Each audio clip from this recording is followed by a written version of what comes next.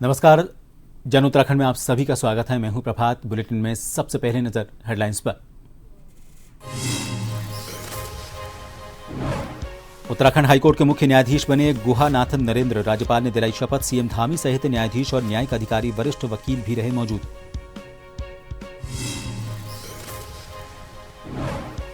गढ़वाल सांसद अनिल बलूनी का ज्योतिर्मठ दौरा। बीजेपी कार्यकर्ताओं से की मुलाकात। खेल मंत्री से फोन पर बात कर औली के विकास पर की चर्चा।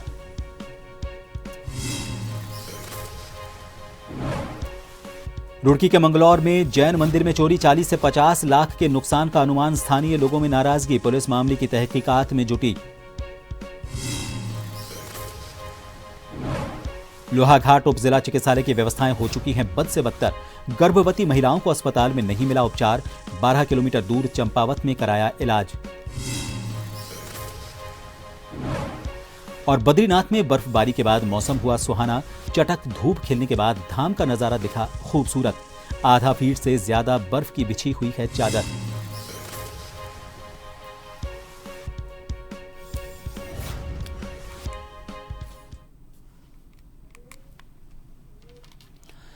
गुहानाथन नरेंद्र को बीते दिनों उत्तराखंड हाईकोर्ट का मुख्य न्यायाधीश नियुक्त किया गया है।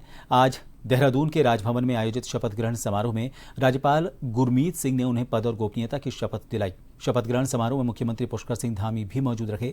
राज्यपाल सेवानिवृत्त लेफ्टिनेंट जनरल गुरमीत सिंह ने नवनियुक्त न्यायाधीश जस्टिस गुहानाथन नरेंद्र को शपथ दिलाई। इससे पहले हाईकोर्ट की रजिस्ट्रार जनरल कहकशा खान ने नोटिफिकेशन जारी कर शपथ ग्रहण कार्यक्रम की जानकारी दी थी। कार्यक्रम में उच्च न्यायालय के न्यायाधीश और न्यायिक अधिकारियों के साथ साथ सरकारी अधिकारी और वरिष्ठ वकील भी मौजूद रहे।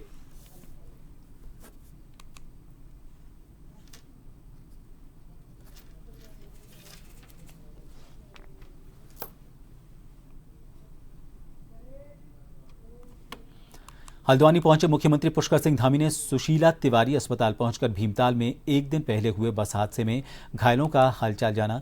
मुख्यमंत्री पुष्कर सिंह धामी ने सुशीला तिवारी अस्पताल प्रशासन से घायल मरीजों के स्वास्थ्य के बारे में जानकारी ली। इसके साथ ही घायलों के जल्द स्वस्थ होने की कामना करते हुए उनके परिजन से भी मुलाकात की। इस दौरान मुख्यमंत्री को अधिकारियों ने बताया कि अब तक इस घटना में 5 लोगों की मौत हो चुकी है। 2 गंभीर घायलों को एयर एम्बुलेंस से एम्स ऋषिकेश भेजा गया है, जबकि 22 अन्य घायलों का यहीं पर उपचार किया जा रहा है।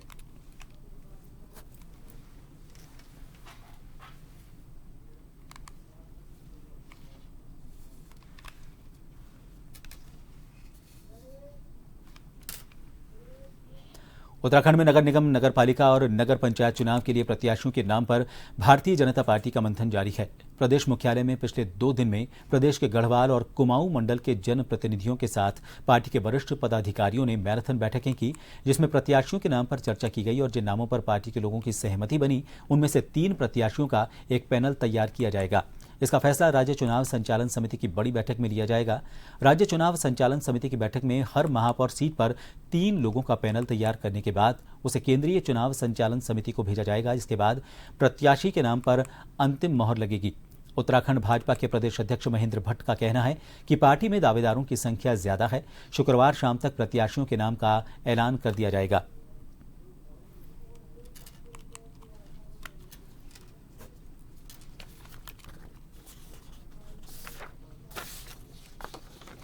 हम समीक्षा कर रहे हैं, पैनल तैयार कर रहे हैं। आज सायंकाल हमारी राज्य की जो चुनाव संचालन समिति है और टीम, उसकी हम बैठक करेंगे। उसके बाद नगर निगम के 3 नामों का पैनल हम केंद्रीय टीम को आज भेज देंगे। मुझे लगता है कल सायंकाल तक अधिकतर प्रत्याशी की घोषणा विधिवत रूप से हो जाएगी। जहाँ तक नगर निगम के वार्ड है, पंचायतों के वार्ड है, उनकी घोषणा भी हम कल करने वाले हैं। रामनगर नगरपालिका में कार्यरत भुवन चंद्र पांडे ने स्वैच्छिक सेवानिवृत्ति लेकर कांग्रेस का दामन थामा। पार्टी के जिला अध्यक्ष राहुल छिंबाल, जसपुर से कांग्रेस के विधायक आदेश चौहान, पूर्व सांसद डॉक्टर महेंद्र सिंह पाल और पूर्व विधायक रणजीत सिंह रावत सदस्यता ग्रहण करवाने के लिए पहुंचे। उन्होंने रामनगर नगरपालिका अध्यक्ष पद पर कांग्रेस से अपनी दावेदारी करते हुए ये कहा कि यदि पार्टी ने मौका दिया तो निश्चित तौर पर वो पूरी मेहनत और कार्यकर्ताओं और जनता के सहयोग से इस सीट पर एक बार फिर से कांग्रेस की जीत सुनिश्चित करेंगे।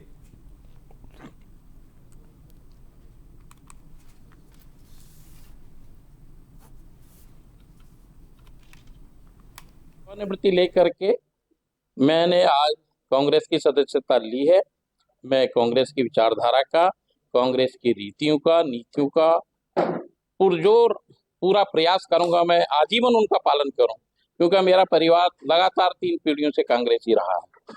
हम कांग्रेस की विचारधारा को मानने वाले लोग हैं, कांग्रेस के सिद्धांतों पर चलने वाले लोग हैं।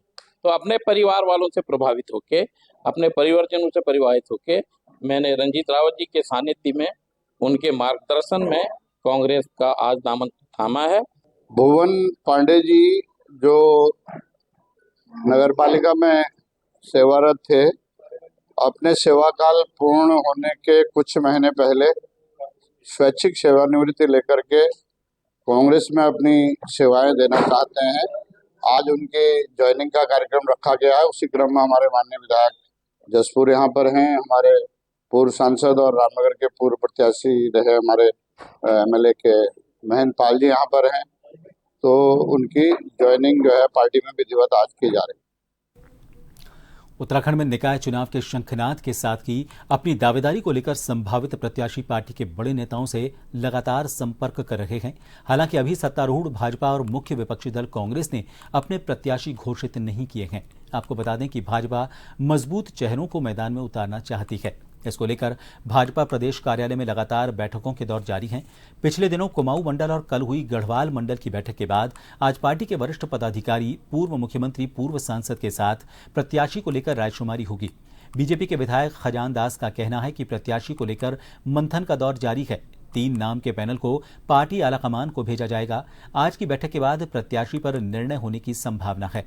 आगामी 24 से 48 घंटे में प्रत्याशी के नाम को सार्वजनिक किया जाएगा।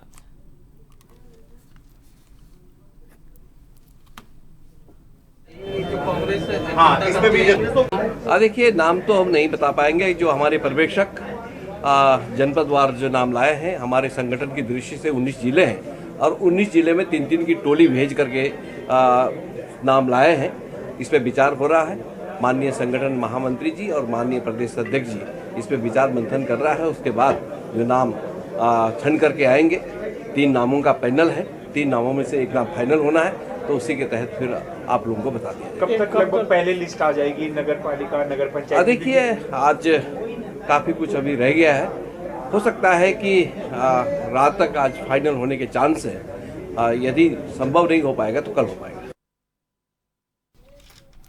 गढ़वाल सांसद अनिल बलूनी ज्योतिर्मठ नगर पहुंचे। वहां पर भाजपा के तमाम वरिष्ठ कार्यकर्ताओं ने उनका भव्य स्वागत किया। इस दौरान गढ़वाल सांसद अनिल बलूनी ने सबसे पहले अपने कार्यकर्ताओं से भेंट की और उनका हालचाल जाना। आपको बता दें कि गढ़वाल सांसद बलूनी ने सबसे पहले आईटीबीपी के अधिकारियों के साथ औली क्षेत्र का निरीक्षण किया और औली को किस तरह से पर्यटन की दृष्टि से विश्व के मानचित्र पर लाया जाए, इसके लिए पर्यटन विभाग से और व्यवसाय से जुड़े हुए स्थानीय नागरिकों से चर्चा की और उनके सुझाव लिए। सांसद अनिल बलूनी ने केंद्र के खेल मंत्री मनसुख मांडविया से फोन से वार्ता कर औली के विकास की संभावनाओं पर चर्चा की। बलूनी ने इस दौरान तपोवन के गंगा पार भंग्यूल गांव के ग्रामीणों से भेंट की और ग्रामीणों की सभी तरह की समस्याएं सुनी, जिसके बाद गढ़वाल सांसद अनिल बलूनी ने सीमांत घाटी के सुराही थोटा का क्षेत्र भ्रमण किया।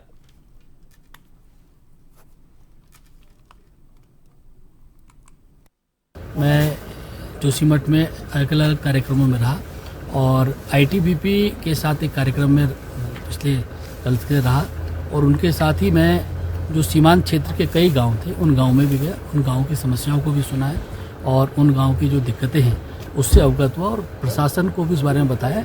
एक विस्तृत रिपोर्ट जो हमारे सीमांत गांव हैं उनकी गाँव को की समस्याओं को लेकर भी हम लोग जल्दी ही आगे इसमें और कार्रवाई करेंगे। औली को विशेष रूप से आगे बढ़ाने के लिए, औली को और बड़ा उसको अंतर्राष्ट्रीय डेस्टिनेशन बनाने के लिए आज पूरा उस इलाके का भ्रमण भी किया। निकाय चुनाव की गहमा गहमी के बीच दूसरे दल के नेताओं का बीजेपी में शामिल होने का सिलसिला भी शुरू हो गया है। श्रीनगर के पूर्व नगरपालिका अध्यक्ष विपिन नैथानी, उनकी बहन आशा उपाध्याय अपने कई समर्थकों के साथ भाजपा प्रदेश कार्यालय में बीजेपी में शामिल हो गए। इसके साथ ही ऋषिकेश से कांग्रेस के पार्षद जीतन नेगी ने भी बीजेपी की सदस्यता ग्रहण की। बीजेपी के प्रदेश अध्यक्ष महेंद्र भट्ट ने उनको पार्टी में शामिल करते हुए कहा कि आज सभी लोग विकास के साथ जुड़ना चाहते हैं और भाजपा प्रदेश में लगातार विकास कर रही है, जिससे प्रभावित होकर दूसरे दल के नेता बीजेपी में शामिल हो रहे हैं।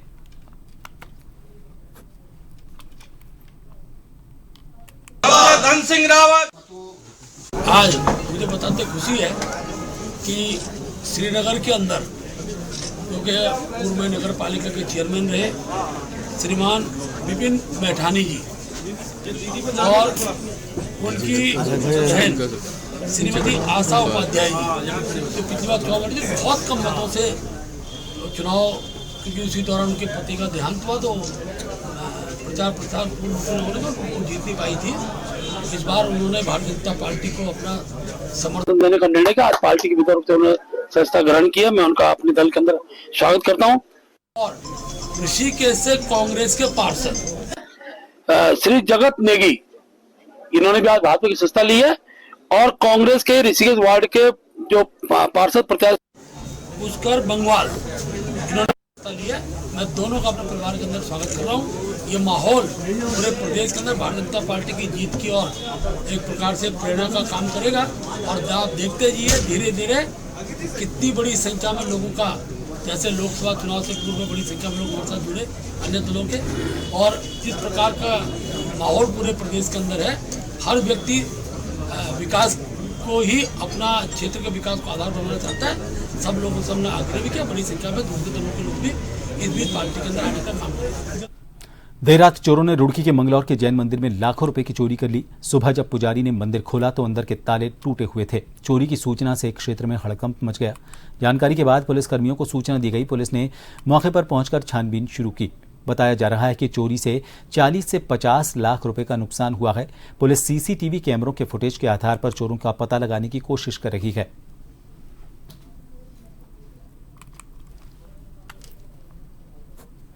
ये हमारे मंदिर की चोरी नहीं है, डकैती है। इसमें जो जैन समाज को जो नुकसान हुआ है, कम से कम 40-50 लाख रुपए का नुकसान हुआ है। इसमें जो हमारे चांदी के भामंडल हैं, सिंहासन है, सोने के छतर हैं, ये सब चोरी हो चुके हैं। कुछ भी चोरों ने नहीं छोड़ा है। यहाँ चांदी के थाल हैं, जारी है, और आपका क्या नाम है, सिंहासन है, और आपका ये छतर है, कलश है, सब ये चोरी। ये हमें सुबह 5:30 बजे हमको पता लगा है। जब यहाँ से हम निकले रहे थे हमारे चाचा जी, तो उन्होंने देखा है कि लाइट खुली हुई है। लाइट खुलने के बाद उन्होंने समाज के 2-4 जनों को फोन कराया। उन्होंने कहा अब तक रात को लाइट खुली होगी है। 2-4 जने यहाँ समाज का है, तो उन्होंने देखा है कि ऊपर की खिड़की भी खुली हुई है। फिर उन्होंने नीचे के दरवाजे खोले तो देखा ऊपर के जो चैनल लगा हुआ है उसके ताले भी टूटे हुए हैं। देखिए, कल रात का घटनाक्रम ये है, और मॉर्निंग में जैसे पुलिस को सूचना मिली तो चीजें हमने फील्ड यूनिट, अपनी FSL, ये सारी चीजें फील्ड पे बुलाई हैं। वो अपनी एविडेंस कलेक्ट कर रहे हैं। घटना पुलिस के लिए चैलेंज है, वर्कआउट करेंगे जल्दी इस पे काम। अभी अमाउंट एक्चुअली जो प्रबंधन समिति है वो एक बार सारी चीजें चेकलिस्ट करके हमको दे दें, उसके बाद अमाउंट में हम तब उसके बाद बात कर पाएंगे। बड़ा चैलेंज है, आबादी के बीच से घटना हुई है। रुक करेंगे अगली खबर का। रानीखेत अल्मोड़ा जिले के पर्यटन नगरी रानीखेत विधानसभा क्षेत्र में राजकीय इंटर कॉलेज चौमुघार की 9वीं कक्षा की छात्रा बबीता परिहार का सामान्य ज्ञान प्रतियोगिता में पहला स्थान मिलने पर प्रशासन ने 1 दिवसीय संयुक्त मजिस्ट्रेट उसे बनाया। 9वीं की छात्रा बबीता परिहार सरकारी वाहन से संयुक्त मजिस्ट्रेट कार्यालय रानीखेत पहुंची। यहां पर उन्होंने जन समस्याओं को सुना और प्रशासनिक कामों का अनुभव भी लिया। भाजपा महिला मोर्चा कुमाऊं संयोजक विमला रावत संयुक्त मजिस्ट्रेट रानीखेत को राजकीय विद्यालय में की गई अशासकीय विद्यालयों के इसी तरह से अशासकीय जो विद्यालय हैं उनकी छात्राओं के बीच इस प्रकार की सामान्य ज्ञान प्रतियोगिता की मांग को लेकर उन्होंने ज्ञापन भी सौंपा। देखिए, हमारा एक मिशन नाम चेतना चल रही है हमारी रानीखेत तारीखेत बेसिकली ब्लॉक के अंतर्गत। तो उसी के अंतर्गत जो है सामान्य ज्ञान में वृद्धि के लिए बच्चों के लिए प्रयास किया जा रहा है, सामूहिक प्रयास है शिक्षा विभाग हमारे द्वारा। तो उसमें बच्चों को प्रतिदिन जो है 5 क्वेश्चंस भेजे जाते हैं असेंबली में, उसकी एक मासिक मंथ एंड में जो है परीक्षा ली जाती है। तो इस बार प्रथम बार ये परीक्षा ली गई।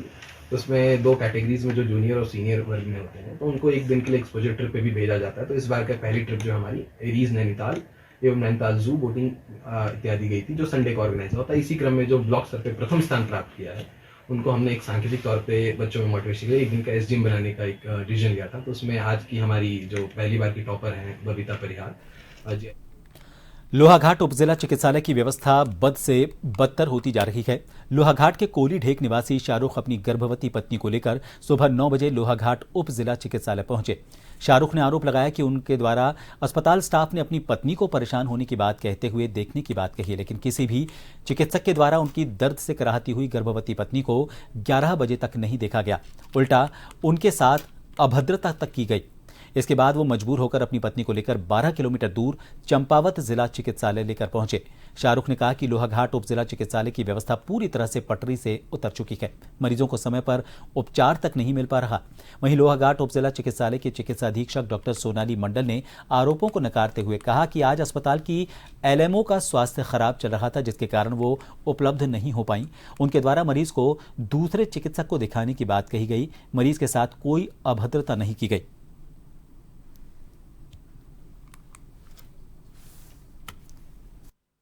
करीब मैं अपनी वाइफ को लोहाघाट डिस्ट्रिक्ट हॉस्पिटल लेके चला गया था और मेरी वाइफ प्रेग्नेंट है, जिसकी वजह से डॉक्टर 11 साढ़े 11 बज चुका है और अभी तक वो नहीं आए हैं।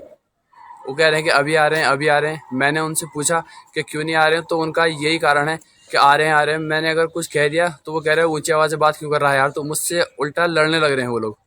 और अब मैं इसकी वजह से मैं जो है सीधे अपनी वाइफ को चंपावत लेके जा रहा हूँ। तो मैं प्रशासन से मांग क्या करें सर, वो ये कहना चाह रहे हैं कि जो भी है डॉक्टर टाइम पे मौजूद हो और आए। और अब हम हॉस्पिटल यहाँ नहीं दिखाएंगे, अब सीधे चंपावत में मैडम को लेके जा रहा हूँ।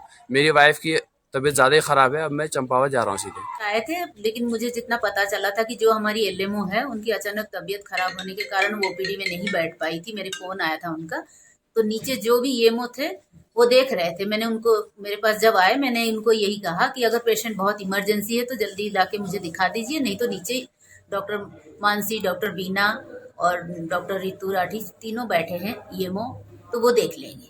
फिर वो नीचे गए, फिर दोबारा मेरे पास आए नहीं। लेकिन इस तरह की मतलब दिखा लेते, कोई देखा नहीं, ये कहना गलत है। 3 ईएमओ बैठे थे और मेरे पास जब आए हैं तो मैंने ये भी नहीं कहा कि मैं नहीं देखूंगी। मैंने कहा कि अगर इमरजेंसी है जल्दी आ जाए, क्योंकि मैं ऑफिस के कुछ काम से भी व्यस्त थी।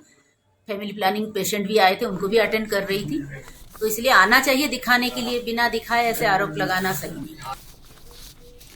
इन सभी खबरों के साथ फिलहाल के लिए जन उत्तराखंड में इतना ही। नमस्कार।